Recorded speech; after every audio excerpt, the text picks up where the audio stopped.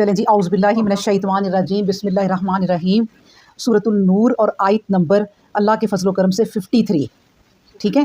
وَأَقْسَمُوا بِاللَّهِ جَهْدَ أَيْمَانِهِمْ، وَأَقْسَمُوا بِاللَّهِ، وہ اللہ کی قسمیں کھاتے ہیں، جَهْدَ أَيْمَانِهِمْ، بڑی سخت قسمیں، ان کی قسمیں بڑی سخت ہیں، پختہ قسمیں ہیں ان کی جو وہ کھاتے ہیں۔ لا ان، کیا قسمیں کھاتے ہیں؟ لا ان، کہ البتہ اگر امرتہم، امر یعنی حکم ہوگا ہمیں، اگر حکم ہوگا ہمیں، لا یخرجن، تو ہم ضرور نکل کھڑے ہوں گے۔ اب یہ ذکر کیا ہو رہا ہے کہ اللہ تبارک و تعالیٰ ان لوگوں کا ذکر کر رہے ہیں جو قسمیں کھاتے ہیں، اور وہ ایک فقرہ ہے نا کہ قسمیں تو کھانے والے ہوتے ہیں جھوٹے، یہ ہیں اللہ تبارک و تعالیٰ انہیں کہہ رہے ہیں کہ وہ قسمیں کھاتے ہیں اور بڑی پختہ قسمیں کھاتے ہیں، اور قسمیں کھا کر کہتے ہیں کہ اگر اے نبی آپ ہمیں کہیں گے کہ گھروں سے نکلو تو ہم فوراً نکل پڑیں گے۔ اور گھروں سے نکلنے کا مطلب کیا ہے کہ جہاد کے لیے جب آپ حکم کریں گے تو ہم نکل پڑیں گے۔ یہ اس طرح قسمیں کھا کھا کر کہتے ہیں۔ اللہ تبارک و تعالیٰ انہیں بڑا ہی پیارا جواب دیتے ہیں، کوئی انہیں زیادہ لان تان نہیں کی، لیکن اللہ کیا کہتے ہیں؟ کل، آپ انہیں کہہ دیجئے، لا تقسموا طاعۃ معروفۃ، نہ قسمیں کھاؤ، تمہاری جو اطاعت ہے نا وہ ہم نے دیکھی ہوئی ہے۔ یعنی آپ لفظ دیکھیں کہ طاعۃ معروفۃ، معروفہ کا مطلب ہوتا ہے جاننا، جانی پہچانی ہونی بات، تو تمہاری جو طاعت اطاعت ہے نا دیکھی ہوئی ہے ہم نے۔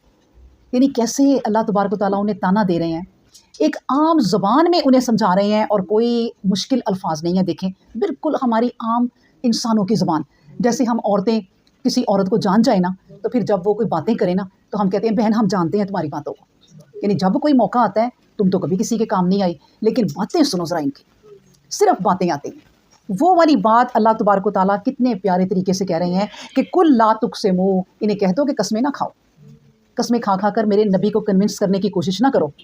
اچھا، نبی کریم صلی اللہ علیہ وآلہ وسلم تو نہ کنونس ہو جائیں گے، وہ معصوم ہیں، انہیں پتہ ہے کہ اگر لوگ قسمیں کھا رہے ہیں نا تو وہ سچی کھا رہے ہوں گے۔ اللہ نے کہہ دیا تم میرے نبی کے سامنے قسمیں نہ کھاؤ، تمہاری جو اطاعت ہے نا، جتنی بھی اطاعت ہے دیکھی ہوئی ہے کہ جب موقع آتا ہے نا سب سے پہلے تم نے بھاگنا ہے۔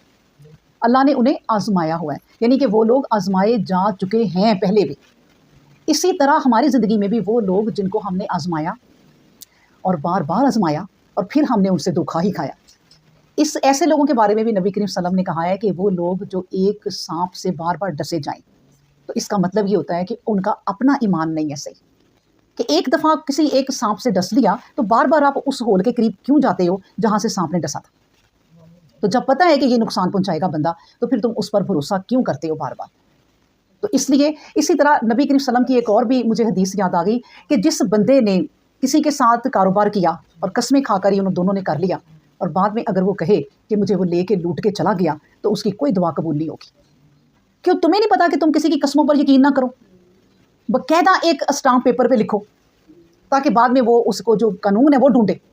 اب تم اگر خود اسے کہو گے کہ مجھے تو تمہاری کون سنے گا، تم نے اس کی قسموں پر کیوں بھروسہ کیا؟ اگر کوئی اس طرح کا انسان روئے اور اللہ سے دعا کرے کہ میں لٹ گیا، تو نبی کریم صلی اللہ علیہ وسلم نے کہا اللہ اس کی دعا نہیں سنے گا، کہ تم نے خود دھوکا کھایا۔ تو کیوں کھایا؟ اپنی عقل، اللہ نے مومن کی بصیرت نا، مومن کی جو دیکھنے کی آنکھ ہے نا، اللہ تبارک و تعالیٰ خاص طور پر جو مومنین ہیں، ایمان والے جو ہیں، ان کی چھٹی آنکھ بھی ایک دے دیتا ہے، ان کی ایک چھٹی حص ہوتی ہے جس سے وہ جان جاتے ہیں، اور یہ بصیرت کی آنکھ انہی کی ہوتی ہے جو قرآن پڑھتے ہیں اور ایمان رکھتے ہیں۔ اس لیے اللہ نے کہا کہ تم قسمیں نہ کھاؤ، ان اللہ خبیر بما تعملون، تم جو عمل کرتے ہو نا اس سے نا پوری طرح، ان اللہ، اللہ بے شک واقف ہے، اللہ کو ایک ایک چیز کی خبر ہے۔ تم جو کچھ بھی کہتے ہو، تم اللہ سے دھوکے بازی نہیں کر سکتے، تم لوگوں سے دھوکہ بازی کر سکتے ہو۔ اللہ اکبر۔